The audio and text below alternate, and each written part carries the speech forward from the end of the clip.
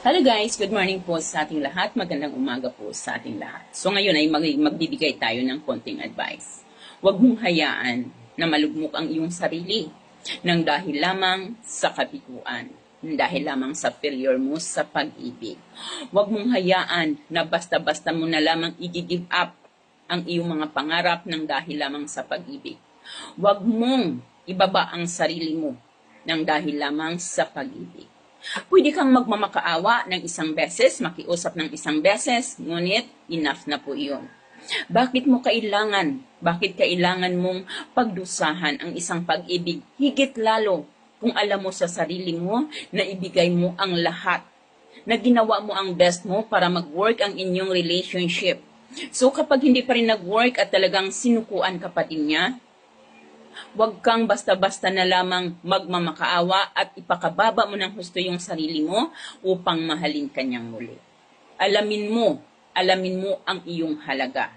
Dapat taas noo ka dahil alam mo sa sarili mo na ginawa mo ang best mo sa kanya, pero nagawa ka pa rin niyang ipagpalit or iwanan ng dahil lamang sa kung ano-ano niyang dahilan.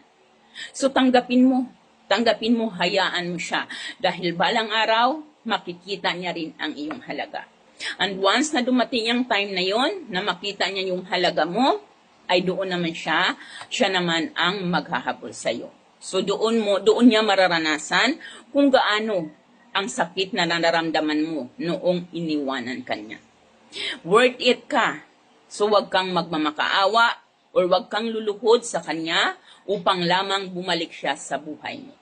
Dahil minsan, kahit na ano pang gawin natin, kahit anong pang bagay or anumang pilit ang gawin natin sa isang relasyon na alam mong sinukuan na ng isa, kahit paggagapang ka dyan, magmamakaawa ka sa kanya, maaring bumalik ang inyong relationship, pero wala na yung dating tamis ng inyong pagmamahalan. Kaya matuto kang magparaya at huwag kang magmamakaawa.